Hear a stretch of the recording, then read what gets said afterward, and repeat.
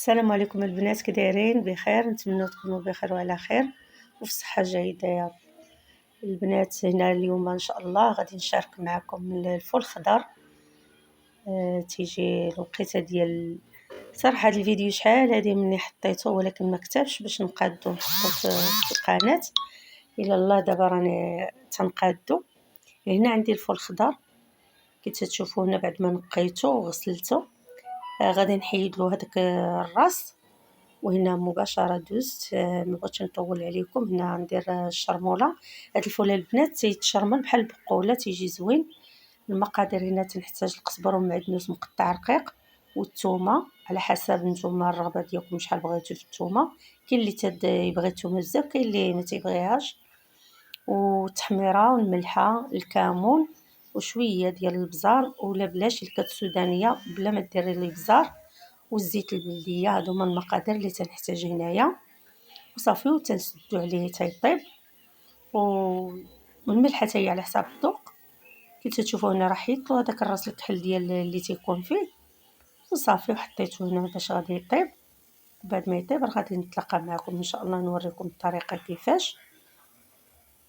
هنا كي تشوفوا هذاك الراس راه حيدته وصافي. والماء تنديرو على حسب شويه وصافي، ما تقووش فيه الماء باش هكا تجي داك المريقه خاتره وما تيجيش في داك الماء بزاف.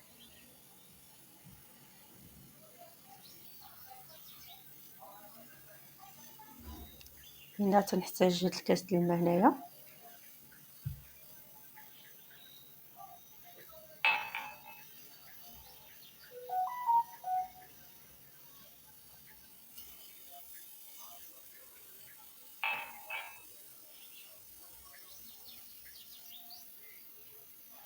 غادي نزيدو كاس خور، كاس العنبه البنات وصافي. وغادي نحركو مزيان ونديرو يطيب حتى من بعد نطلق. هنا البلبوله البنات، البلبوله ديال الشعير تنجيبوها تنغسلوها من داك النشا اللي تتكون فيها، تنغسلوها مزيان وتنخليوها ترطاب شويه واحد ربع ساعه هكا، وتنحطوها تفور في الكسكاس بحال الكسكسو. هنا كي تشوفوا هنا راني حاطه انا في الكسكاس، راه بدات تطلع فيها التصويره. صافي غنخليها تبخر مزيان ونعاودو نسقيوها بالماء ونخليوها تزيد طيب. عفوا البنات.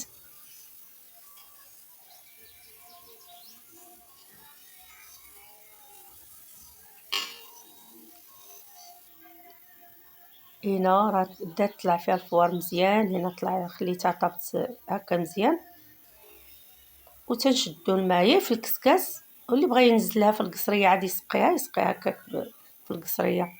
انا هنا راه بخيتها بالماء في الكسكاس. كي تشوفوا البخار راه طالع ليا في الكاميرا ديال التليفون. صافي رشيتها غير بالماء هنا في الكسكاس وخليتها تكمل الطياب ديالها، حيت هي راه ما تتلصق ما والو. قداش تطيب قداش الحبه ديالها تزيد تنفخ وتولي زوينه.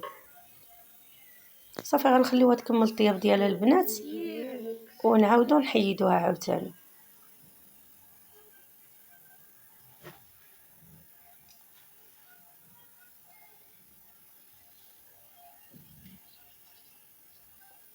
تشوفوا هنا راه ترشها بالماء صافي، وتنحركها ونخليها تكمل الطياب ديالها بحال الكسكسو وصافي. ومن بعد نحيدها.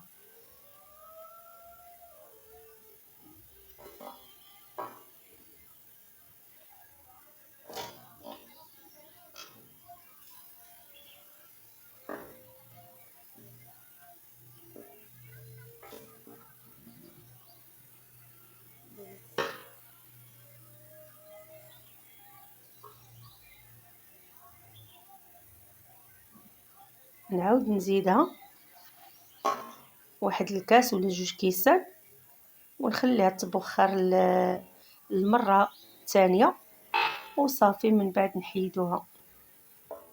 هذه الا خليتوها البنات، الا شبعتوها غير ما في الاول وعاودتوها التبخيره الثانيه وبخيتوها هكا مزيان، صافي خليوها تبخر مزيان وصافي وحيدوها.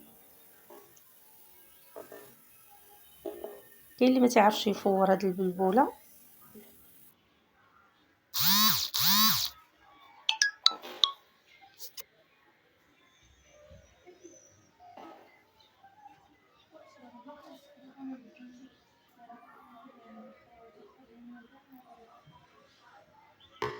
صافي هنا راه حطيتها في القصريه تبرد. تبارك الله كتولي الحبه ديالها غليظه تبارك الله، ما تتلصق ما والو، مفسوخه كي تشوفوا في يدي بحال هكا، يعني واخا تدبرك عليها راه ما تتلصق ما والو. الحبه ديالها تبارك الله تبقى مفروزه على اختها. صافي نخليوها تبرد ان شاء الله، وغادي نديرو شويه بسيكوك باللبن ان شاء الله، وشويه غادي نصاوبو بالفول الخضر. ها نتوما خليكم معايا وتبعوا طريقه التحضير. هنا الفول اللي شرملت ها هو تشوفوه هنا راه طايب والمريقه ديالو خاتره، غير شويه د المرقه ما فيش داك البلول بزاف يكون عامر ما، داك المريقه خاتره والفول راه طايب مزيان وصافي.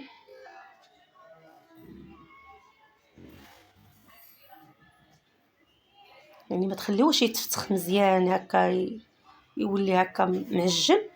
صافي ملي تحسوا به هكا المريقه ديالو ولات خاتره الاخر صافي عليه.